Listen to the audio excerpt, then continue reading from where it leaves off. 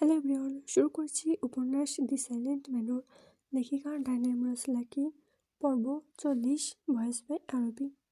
মায়ের হাতের নকশা দেখছে তার দাদি।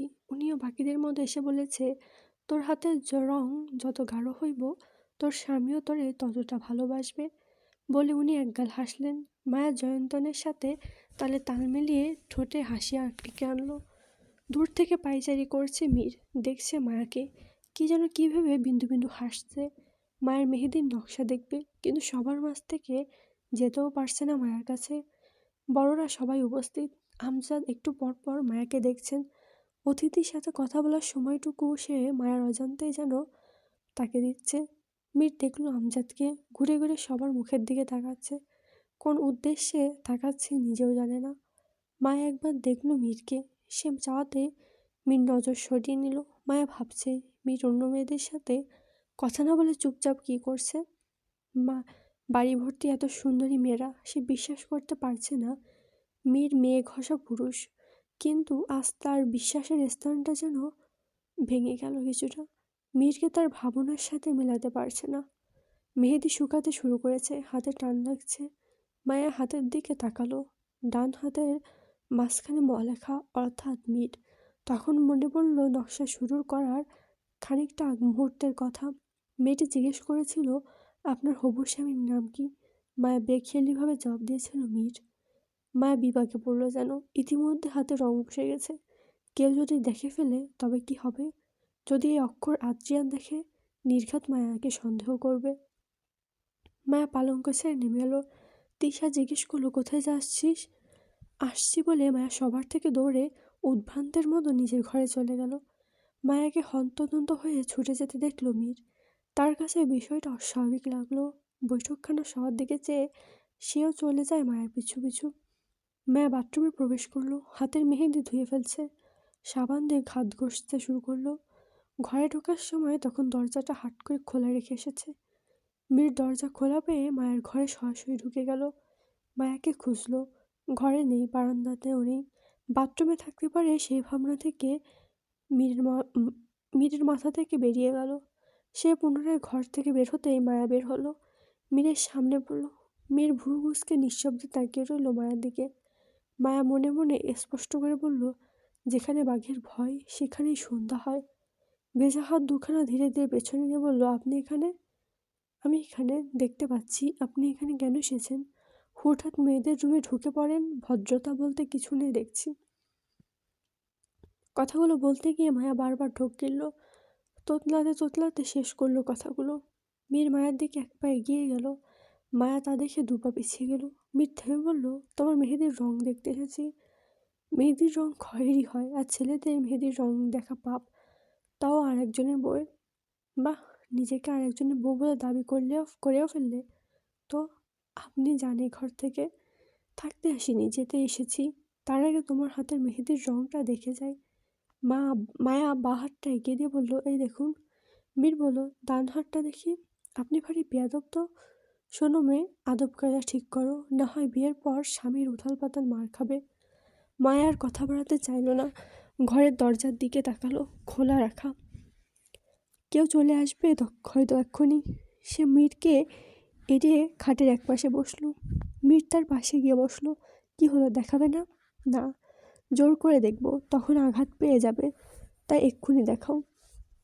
মায়া যেন বিভ্রান্তকর অবস্থায় পড়ল। ঘর থেকে বের হয়ে যাওয়ার মনস্থির করলো। তবে ভাবতে না ভাবতেই বসা থেকে বিদ্যুৎ গতিতে উঠে যেতেই মীর বলিষ্ঠ হাতে তাকে ধরে পুনরায় খাটে বসে দিল। মায়া ধপ করে খাটে বসে পড়ল। শরীর যেন তার দুলে উঠল। মীর মায়ার অপেক্ষা না থেকে তার ডান হাতটা নিজের দিকে টেনে নিল। মায়া ইচ্ছা করে শক্ত হাতটা মুষ্টিবদ্ধ করে রেখেছে, কিন্তু তারপরেও মীরের শক্তির সাথে পেরে উঠল না। সে মুষ্টি খুলে দেখল, মায়ের হাতের মাঝখানে লেখা। মেহেদির রংটা বেশ গাঢ়। মায়া লজ্জায় লাল হয়ে গেল, চোখ বন্ধ করে ফেলল। মীর হাতটা ছেড়ে বলল, তার মানে এই ব্যাপার, আমার নামে প্রথম অক্ষর লিখে রেখেছ দেখছি। বিয়ে অন্য একজনের সাথে, আর নাম লিখে রেখেছ আমার। মায়া চোখ মিলিয়ে বলল, দেখুন, আমার হবু বউয়ের আরেকটা নাম আছে দিয়ে। শুধু আপনার নামই দিয়ে নয়, বোকা পুরুষ। মীর মায়ের দিকে নিয়ে বলল, তুমি বোকা মেয়ে, সরাসরি মিল লিখলেই হতো। মায়া কিছু বলল না। মীর ফের বলল, মেহেদির রং বেশ গাঢ়। লোকে বলে মেহেদির রং যত গাঢ় তত নাকি স্বামী আদর সোহাগ করে। তোমাকেও বোধহয় করবে। অসভ্য। মায়া মিনমিন করলো। মীর শুনে মায়াকে খাটে ধাক্কা দিয়ে শুয়ে দিয়ে বলল, আজ তোমাকে অসভ্যর অর্থ বোঝাবো, দেখো কেমন লাগে। আপনাকে অসভ্য বললে এর অর্থ বোঝানোর জন্য ব্যাকুল হন কেন? অদ্ভুত পুরুষ তো আপনি, মেয়েদের সম্মান করতে জানেন না। আমি মেয়েদের খুব ভালো করে সম্মান করতে জানি এবং বুঝিও। বোঝালাম না অসভ্যতার অর্থ? আজও ছেড়ে দিলাম, কিন্তু এরপর আর ছাড়বো না বলে মায়ের উপর থেকে উঠে বসে। এরপর তো আমি দূরের দেশে চলে যাব, তখন আর চাইলেও আমাকে পাবেন না। আমি সেই দূর দেশে যাব তোমাকে অসভ্যর অর্থ বোঝাতে। আমি ছেড়ে দেওয়ার নয়। আপনি বদমাইশ লোক। মীর হাঁপ ছেড়ে বলল, তুমি মেয়ে আমাকে যত গালি দিলে আমি জীবনে অত ভাতও খাইনি। মীর মায়ার ঘর ছেড়ে যেতে থমকে দাঁড়ায়। ঘুরে মায়ের দিকে চেয়ে বলল, ভারী শাড়ি বদলে নাও। আপনি বলার কে? মীর দাঁতে দাঁত চেপে ধরল। জল শক্ত করে বলল, আজকাল তুমি মুখে মুখে তর্ক করা শিখেছ। যাকগে, বিয়ের কোণের সাথে রাগ না দেখাই। থেমে পথ ঘুরে যেতে যেতে ফের দাঁড়িয়ে মায়াকে সতর্ক সহিত আঙুল দেখিয়ে বলল, মোহিনী আসবে তোমার বিয়েতে। ও যেন তোমার হাতে আমার নামের অক্ষর না দেখে। এমনিতে বেচারি আমাকে সন্দেহ করে, পরে প্রেম শুরু হওয়ার আগেই ভেঙে যাবে। মায়া শুনে মুখে ভেঙচি কাটল। মীর মায়ের ঘর থেকে বেরিয়ে গেল। দেখলো দরজার পাশে বুলবুল কান পেতে দাঁড়িয়ে আছে। মীর হঠাৎ আশায় ও কিছুটা চমকে উঠল। দাঁত কেলিয়ে হেসে বলল, আজও কিছু দেখিনি। মীর বুলবুলকে বোকামাতে বলল, কিন্তু আজ সেই সব হয়ে গেল, তুমি যা ভাবছ সত্যি? বুলবুল আশ্চর্য চোখে প্রশ্ন ছুড়ল। সত্যি, কিন্তু দরজা তো খোলা। মীর বুলবুলের কানের কাছে মুখ নিয়ে ফিসফিস করে বলল, বাথরুমে বেশে। বলে মীর জ্যাকেটটা ঠিক করতে করতে সোজা হেঁটে চলে গেল। বুলবুল শুধু হা হয়ে তাকিয়ে রইল। রাত বাড়ছে। রাত বাড়ার সাথে সাথে কোলাহল কেটে নিস্তব্ধতা বেড়ে যাচ্ছে। এমন নিস্তব্ধতা ঘিরে আহির মীর বাহিরে বের হয়েছে। আহির সিগারেট টানছে। তখন গৌরীর সাথে সম্পূর্ণ আলাপ শেষ করার আগেই বুলবুল হাজির হয়েছিল। তাৎক্ষণিক আহিরকে নিচে রেখেছিল। আহির বুলবুলকে বলেছিল, তুমি যাও, আমি আসছি। বুলবুল নাকচ করে জানায়, আমার সাথেই চলুন, সর্দার ডাকছে। বুলবুল বাধার মতো দাঁড়িয়ে থাকায় আহির গৌরীকে ছেড়ে আমজাদের সাথে দেখা করতে চলে যায়। আমজাদ জিজ্ঞেস করেছিল মিলন হত্যার তদন্ত কতদূর। আহির যতটুকু জানতে পেরেছে সবটা খুলে বলেছে। মীর রাস্তার পাশে একটা গাছের গোড়ায় বসে আছে। আহিরকে উদাসীন দেখে জিজ্ঞেস করলো, কি ভাবছিস এত? গৌরীর প্রেমে পড়ছিস নিশ্চয়ই, তো ওকে বলিস না কেন? কিছু অনুভূতি কখনো মাটি দিতে হয়, আমি চেষ্টা করছি নিজের অনুভূতিকে মাটি দিতে। হঠাৎ এরকম সিদ্ধান্ত? মীর বিমর্ষ মুখে বলল, কখনো কখনো সিদ্ধান্ত বদলাতে হয়। জানি না তোর সিদ্ধান্ত বদলানোর কারণ কি, তবে গৌরীকে ভালো না বাসার মতো কিছু দেখছি না। এলোমেলো জীবন মেয়েটার, মা অসুস্থ, আজ আছে হয়তো কাল নাও থাকতে পারে, বাবা নেই, এতিম। এরকম মেয়ের দায়িত্ব নিলে উপরওয়ালাও খুশি হবেন। আহির সিগারেটে শেষ 2 টান দিয়ে ফেলে দিল। নির্বিঘ্নে বলল, জীবনের গতি কখন কখনো এমন জায়গায় এসে থামে, তখন যেন থমকে দাঁড়িয়ে পড়তে হয়, আর সামনে এগোতে মন চায় না। ইচ্ছে করলেও কোনো অজানা বাধা যেন আটকে দেয় পথ। মিলনকে কে হত্যা করেছে জানতে পেরেছিস? মীর হঠাৎ প্রসঙ্গ পাল্টে ফেলল। প্রায় জেনেছি, পুরোপুরি জানা বাকি। পুরোপুরি জেনে ফেল, এত কিসের তাড়া? আহির মীরের পাশে গিয়ে বসলো। বারে মায়ের বিয়ে, এরপর আমরাও চলে যাব। তুই একা একা পড়ে থাকবি এই গ্রামে? তার থেকে যত দ্রুত সম্ভব কেস সমাধান কর, এরপর গৌরীকে নিয়ে শহরে চলে যা। গৌরী ছেলেদের বিশ্বাস করে না, কারণ কোনো এক পুরুষের দ্বারা তীব্র আঘাত পেয়েছিল, তাই তো চুপসে গেছে। কে সে?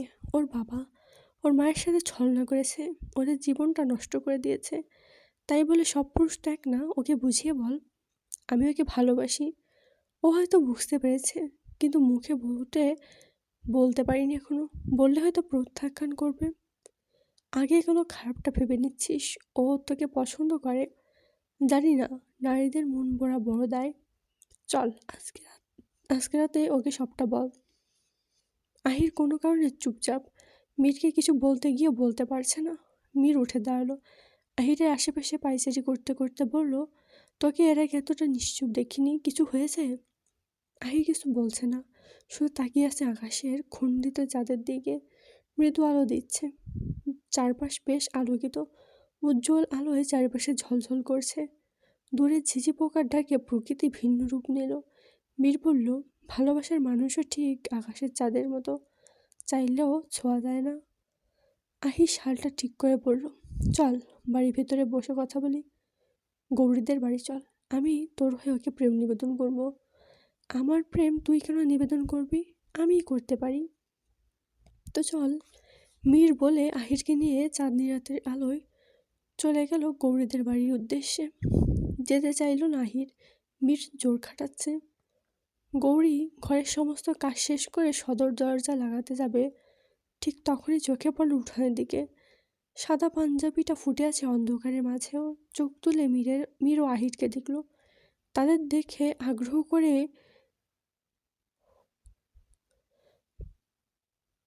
গৌরী দরজা লাগাতে যাবে, তখন মীর ছুটে গেল ঘরের সামনে।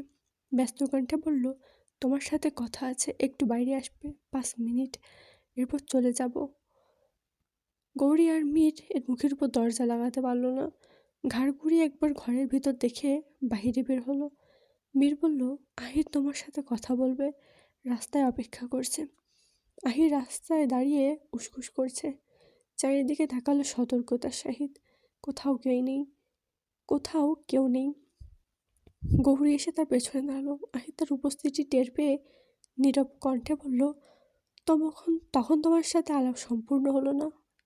থেমে যায় এতটুকু বলে। বিরতি নিয়ে আবার বলল, গৌরী বলল, মা ঘুমাচ্ছে, জেগে উঠে আমাকে না দেখলে বাহিরে বের হবেন, দ্রুত বলুন, কিছু জানার আছে? আমি সব কিছু জেনেই তোমার কাছে দ্বিতীয়বার নিশ্চিত হতে এসেছিলাম, অজানা কিছু নেই। আর কি জানতে পেরেছেন? তুমি মিলনকে হত্যা করেছ। কামার ওসমান আহমেদের থেকে ছুরি বানিয়েছিলে। ছুরিতে তোমার নামে 2টি অক্ষর ছিল, তোমার বাবার দেওয়া নাম। মিলন তোমাকে পছন্দ করতো, তুমি বা করতে না। মিলন তোমার জন্য প্রায়শই রাতে তোমাদের বাড়ির সামনে এসে অপেক্ষা করতো। পরপর কয়েকবার তোমাকে প্রেম নিবেদন করেছে, তুমি প্রতিবারই প্রত্যাখ্যান করেছ। ও ক্ষিপ্ত হয়, তোমার উপর প্রতিশোধ নিতে তোমার সাথে অসভ্যতামি করার চেষ্টা পর্যন্ত করেছে। আর এরপর তুমি কৌশলে ওকে মেরে ফেলো। সেদিন রাতে রাফিদদের গুদামঘরে তোমার আর ওর ধস্তাধস্তির এক পর্যায়ে তোমার কণ্ঠস্বর ভেসে যায় বাহিরে, আর সেই শব্দ পান কামার ওসমান। উনি সবটা দেখে ফেলাতে তুমি ওনাকে মেরে ফেলার চেষ্টা করো।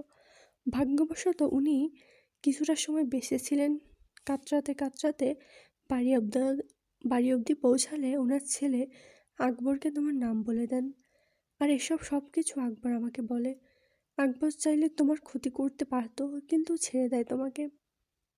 থেমে আবার বলল, আজ তোমার বাবা আর তোমাদের সাথে অন্যায় না করলে হয়তো এত কিছু হইতো না, বরং সুন্দর একটা জীবন সংসার হতো। গৌরীর চোখ ছুঁয়েছে নোনা জলে, গাল বেয়ে পড়তেই মুছে ফেলল।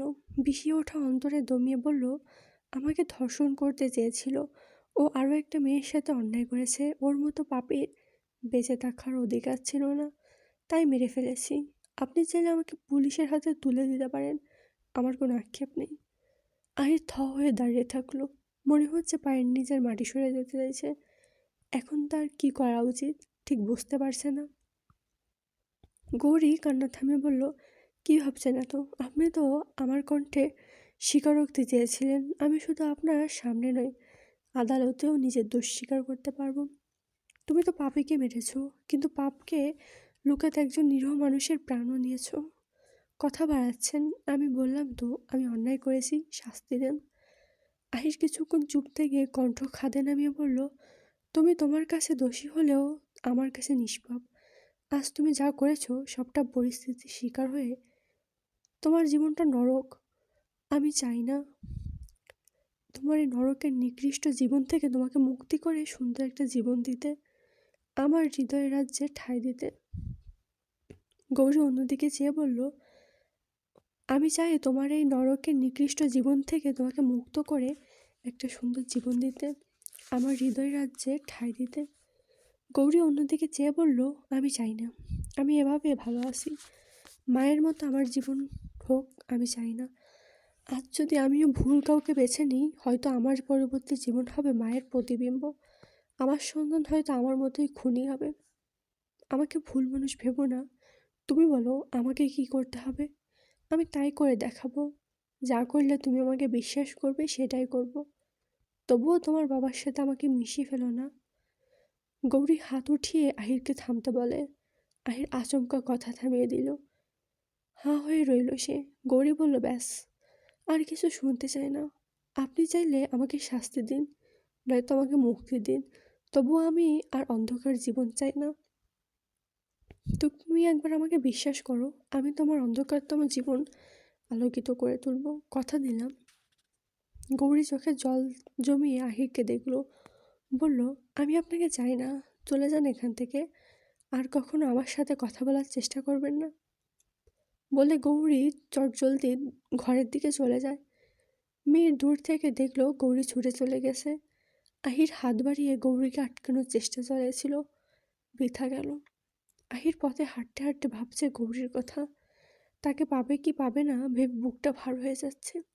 একটু পর পর চাপ দিয়ে উঠছে বুকের মাঝে, শুধু ভেতরে কুগাইছে। হঠাৎ অজানা ভাবনা উদিত হলো মনে। পাশে হাঁটা মীরকে বলল, জানিস খুব কষ্ট হচ্ছে, কেন যেন মনে হচ্ছে কিছু একটা খারাপ হতে চলেছে। এমন ভাবনার নাম কি দেওয়া যায়? অতিরিক্ত বোকা বোকা ভাবনা। আমাদের মনে হঠাৎই এরকম ভাবনা জাগ্রত হয়, সেই ভাবনার কোনো ব্যাখ্যা হয় না। যা হবে ভালো হবে বলে মীর ঠোঁট চেপে হাসে। আহির বলল, তারপরও মনে হচ্ছে কিছু একটা ঠিক নেই। গৌরীর প্রত্যাখ্যান আমার সহ্য হচ্ছে না। আমি আহির মির্জা কোনো দিকে কারোর কাছে নত হয়নি, আর কিন্তু আজ হয়েছি, আর সেখানেই আমি হেরে গিয়েছি। তুই হেরে গেছিস মানে? তিশা জিজ্ঞেস করলো মায়াকে। দুজনে ছাদে বসে আছে তীব্র শীতের মাঝে। মায়া দোলনায় বসে আছে, দোল খাচ্ছে না। তৃষা বেঞ্চে বসা। মায়া গভীর শ্বাস ফেলে বলল, আমি মীরকে ভালোবাসি, তাকে ছাড়া অন্য কাউকে বিয়ে করতে আমার একটু ইচ্ছা করছে না। তার উপর মনটা ভীষণ কুগাইছে, কেন জানি মনে হচ্ছে খারাপ কিছু হতে চলেছে। বিরতি নিয়ে আবার বলল, বেশ কয়েকদিন ধরে বাজে স্বপ্ন দেখছি। কি দেখছিস? আমার হাতে মেহেন্দি দেওয়ার পর হঠাৎ হাত থেকে রক্ত ঝরছে। আমি বিয়ের সাজে তীর্যক কণ্ঠে কাউকে ডাকছি, সে যেন আমার থেকে বহু দূরে চলে যাচ্ছে। এরকম স্বপ্নের অর্থ কি? আহির ও মীর গভীর রাতে বাড়ি ফেরে। মীর যেতে যেতে ভয় পাচ্ছিল শালুকের জন্য।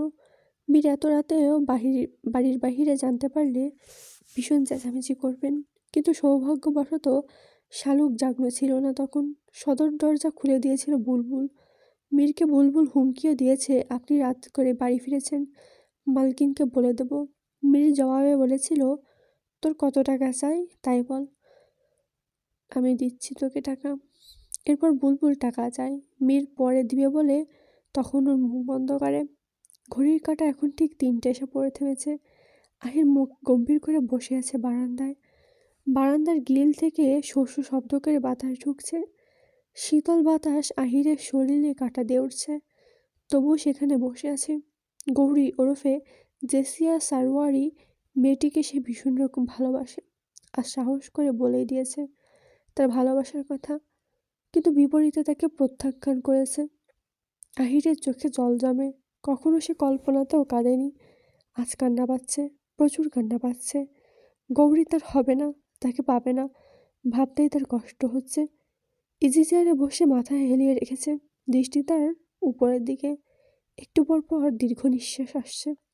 মনস্থির করে আগামীকাল গৌরীর সাথে শেষ আরও কিছু কথা বলবে, বোঝানোর চেষ্টা করবে। যদি গৌরী তার প্রস্তাবে রাজি হয়, তবে সে তার বাবা মাকে নিয়ে আসবে, তাদের দোয়া নিয়ে তবেই সে গৌরীকে ঘরের বউ করবে। আহির তার বাবা মায়ের একমাত্র সন্তান, তার আবদার ফেলবে না তার বাবা মা, আহির নিশ্চিত। আহির ইজি চেয়ারে দোল খেতে খেতে ঘুমিয়ে যায়। ঘুমের ঘরে মিষ্টি একটা স্বপ্ন দেখে। গৌরীর কাছে গিয়ে আবারও তাকে বোঝানো হচ্ছে তবে আজ গৌরীর মুখে উজ্জ্বল হাসি, আহিরের হাতে একটা ফুল। আহির বলল, আমার প্রস্তাব গ্রহণ করো। আমি কথা দিলাম এই তোমাকে ছুঁই। কখনো তোমার অন্তরে তোমার জায়গায় পরিবর্তন আসবে না, কখনো আমার অন্তরে তোমার জায়গার পরিবর্তন আসবে না। আমার ভালোবাসা ক্রমশ বাড়বে, কমবে না। দরকার হয় তোমার জন্য জীবন দেব, তবুও তোমার জীবনটা নষ্ট হতে দেব না। বলে গৌরীর দিকে ফুলটা এগিয়ে দিল। গৌরী কাঁপা কাঁপা হাতে ফুল নিল। আশেপাশে তাকালো বারেবার। না, কেউ নেই। তার মাথা নিচু। আহির ঝুঁকে বলল, কিছু তো অন্তত বলো। গৌরী গোলাপ ফুলের মতো ফোলা ফোলা ঠোঁটে হাসি আঁকে। তার নিখুঁত হাসি আহির দেখল। নিখুঁত চোখ, নিখুঁত নাক, ভ্রু, সব কিছু মিলিয়ে যেন গৌরীর সৌন্দর্য সূর্যের মতো চিকচিক করছে। গৌরী পিঠ ঘুরে তাকিয়ে বলল, আপনার মা বাবাকে নিয়ে আসবেন, আমি অপেক্ষা করব। বলে গৌরী ছুটে যায় বাড়ির দিকে। আহির তার জবাবে খুশিতে আপ্লুত হয়ে উঠল। ঘুমটা আচমকা ভেঙে গেল। মীরার সাথে এসে আহিরকে ডাকা শুরু করেছে। আহির চোখ মেলে তাকালো। স্বপ্নের কথা মনে পড়ে। যদি সত্যি গৌরী রাজি হয়ে যেত। আফসোস এর সাথে ভাবছে। মীর তার পাশে বসে বলল, এখনো ঘুমাচ্ছিস কেন? কি ভাবছিলি? ঘুম আসছে না? এখানে ঘুমাচ্ছিস কেন? কি ভাবছিলি? ঘুম আসছে না, কিছু ভাল লাগছে না, তাই তুই ঘুমাসনি কেন? মীর নির্বিকার কণ্ঠে বলল, ঘুমের চেষ্টা করেছিলাম, ঘুম আসছে না। আমারও কিছু ভালো লাগছে না। কখনো এরকম অনুভূতি হয় না, আজ হচ্ছে। এতক্ষণ ছাদে বসে কাবির হোসেনের সাথে কথা বলেছিলাম। বেশ মজার মানুষ উনি। যা এখন ঘুমা, আগামীকাল কথা হবে। আগামীকাল কেন? এখন যত খুশি বলে নে। আগামীকাল বেঁচে থাকবো তার কোনো নিশ্চয়তা আছে? বেঁচে থাকার যখন নিশ্চয়তা নেই তখন ভালো পথে ফিরায়। ভালো পথ তো ভালোই হয়, খারাপ কোথায়? বলল মীর। সিগারেট ধরল, ঠোঁটের মাঝে রেখে এক টান দিয়ে বলল, তুই ঘুমা যা, নয়তো শোক পালন কর, আমি আসছি। বলে উঠে গেল। আজকের পর্ব এই পর্যন্তই। এতক্ষণ ধৈর্য ধরে শোনার জন্য ধন্যবাদ।